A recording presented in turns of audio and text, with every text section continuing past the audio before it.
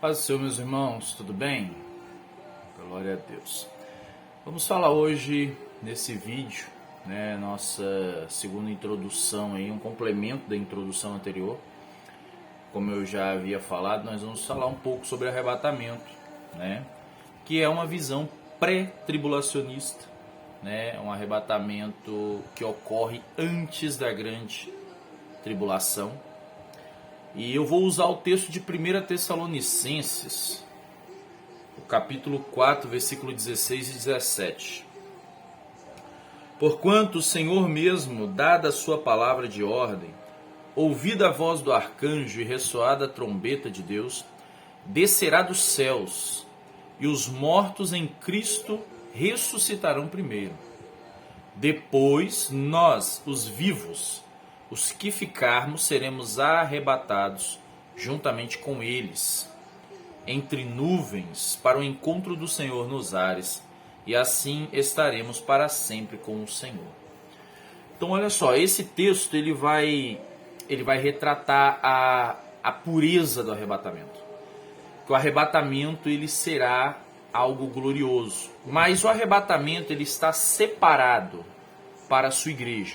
O arrebatamento ele é uma promessa à igreja que está sendo e mantendo a fidelidade na palavra, na vontade de Deus, no período aceitável, certo? Que período aceitável é esse, irmãos? A dispensação da graça. Esse momento a qual estamos vivendo é chamado de dispensação da graça, é um chamado momento a qual nós estamos vivenciando um período aceitável, um período de arrependimento, um período a qual nós podemos ouvir a palavra de Deus livremente, E, pelo menos alguns países, E nós essa promessa, esse arrebatamento, ele é uma ação repentina, ele é uma ação rápida, de Jesus Cristo para com sua igreja, para tirar a sua igreja dessa terra, para não vivenciar a grande tribulação, que é chamada a ira de Deus. A ira de Deus que se aplacará na terra contra aqueles que recusaram e não amaram o seu arrebatamento, essa promessa, e aí vão estar inseridos nessa grande tribulação. Agora, o arrebatamento é uma ação, uma transição da mortalidade para a imortalidade, Então, quando isso acontece, quando esse evento do arrebatamento acontece, Jesus ele glorifica os nossos corpos. Ele vai glorificar o corpo aqueles que morreram. Ele vai ressuscitar os seus corpos e glorificar os seus corpos. Assim como ele foi ressuscitado. Paulo diz isso em Corinto, da mesma forma, o mesmo Espírito que ressuscitou, ressuscitará nós também. Então, e nós que estivermos vivos, assim como Paulo disse à igreja de Tessalônica, nós seremos transformados como aqueles que também estavam mortos foram transformados. Então o nosso corpo ele vai se encher de imortalidade e incorruptibilidade. Ou seja, isso é o processo de glorificação a qual chamamos, Então o arrebatamento ele é o processo de consumação, da salvação para aqueles que se manteram fiéis o tempo todo, certo? Aqueles que se manteram fiéis aguardando e acreditando nesse momento, que é esse momento glorioso do arrebatamento. 1 Coríntios 15, 51, 52 vai falar sobre isso, acerca daqueles que morreram, ressuscitarem, dos vivos serem transformados. Então ele fala de todos serem transformados, se revestirem de incorruptibilidade e de imortalidade, Então esse momento acontecerá primeiramente no arrebatamento. Haverá outro momento, a gente vai estar discorrendo o livro de Apocalipse, mas aqui, como eu estou falando de arrebatamento, o arrebatamento é essa ação rápida de transição, de transformação desse corpo mortal, e corruptível em um corpo imortal e incorruptível, para habitar para sempre, como diz aqui em 1 Tessalonicenses.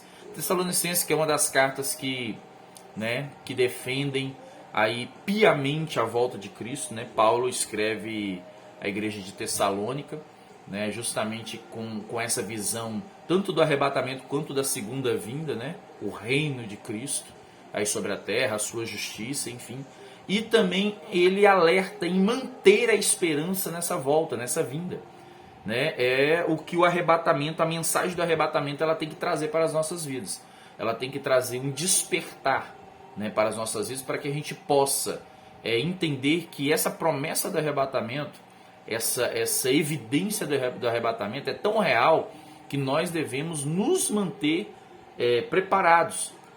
Se a gente for levar em conta, a gente pode citar aqui Mateus 25, né, a parábola das 10 virgens. A gente vê lá 5 loucas, 5 prudentes, né? E a gente vê lá que dentre essas virgens, 5 carregavam o que? Azeite, ou seja, carregava a reserva. E 5 não carregavam, por isso foram chamadas de loucas. Mas qual o motivo de serem chamadas de loucas, diferenciadas prudentes? Porque é o seguinte, as 5 que não carregaram azeite, elas não quiseram manter a esperança na vinda do noivo. Mas as 5 que carregaram azeite, elas já levaram como pensamento, mesmo que o noivo demore, eu quero manter a minha esperança no noivo, eu quero manter a minha esperança em Cristo voltar. Né? Então assim tem que ser para as nossas vidas. Nós temos que alimentar a nossa vida dia após dia com a certeza e a esperança do arrebatamento da igreja. Tá? Então nós temos que manter essa esperança. Então arrebatamento também é um evento rápido. Então Tessalonicenses também fala, em 1 Tessalonicenses capítulo 5, versículo 2, fala que ele virá como ladrão, né? Ou seja, de forma silenciosa e rápida.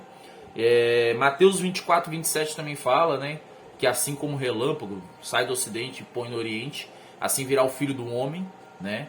Também de forma rápida, veloz, entendeu? Então nós temos que entender que o arrebatamento é uma ação rápida de Jesus Cristo para a vida da sua igreja, certo? Agora, irmão Anderson, como que a gente vai identificar isso aqui? Qual o motivo da igreja não passar pela grande tribulação? Qual a sua defesa? Porque assim, temos também o texto de 1 Tessalonicenses, né, a qual ele fala no capítulo 5, versículo 9, que a igreja ela não foi destinada para o momento da ira. Então a igreja de Cristo ela não foi destinada para viver esse período de grande tribulação. Esse período de grande tribulação ela não está inserida para a igreja.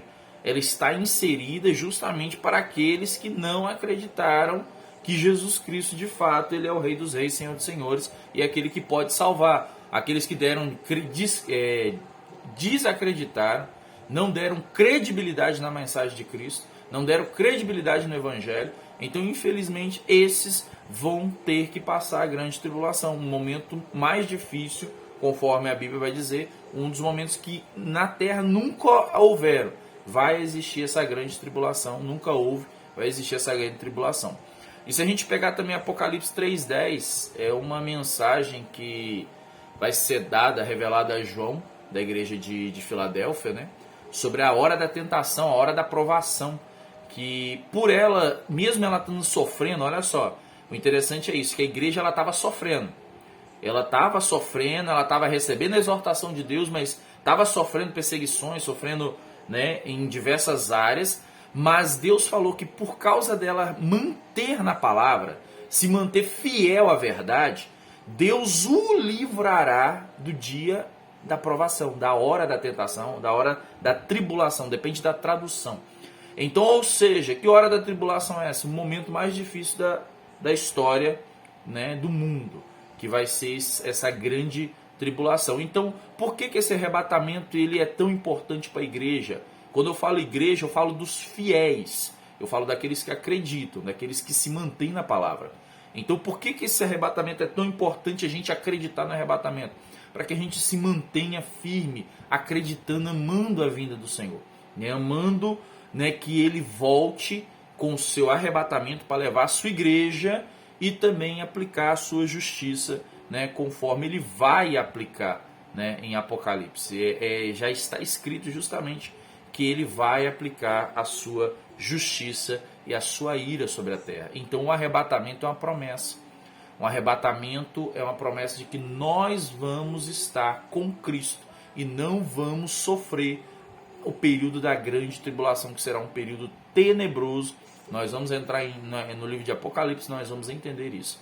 Então eu trouxe isso aqui para a gente ter um pouquinho da noção do que é o arrebatamento e a defesa que nós fazemos, né, desse arrebatamento para a igreja, certo? Porque a gente vai perceber aqui que depois das 7 cartas, Apocalipse não vai informar mais igreja, a não ser lá no capítulo 22, do 21 para frente, certo? Então, ou seja, quando isso acontecer, a gente vai ver que não vai ser citado mais igreja no momento do Apocalipse, tá? Então, aí a gente já vai entender que a igreja ela já foi arrebatada e não mais haverá ali o momento de arrebatamento, porque esse arrebatamento é uma vez só, é só para os fiéis que se mantiveram no período aí da dispensação da graça, tá? Que Deus abençoe sua vida, tá bom? E depois a gente vai estar entrando aí no capítulo 1 aí de Apocalipse e trazendo exposição aí,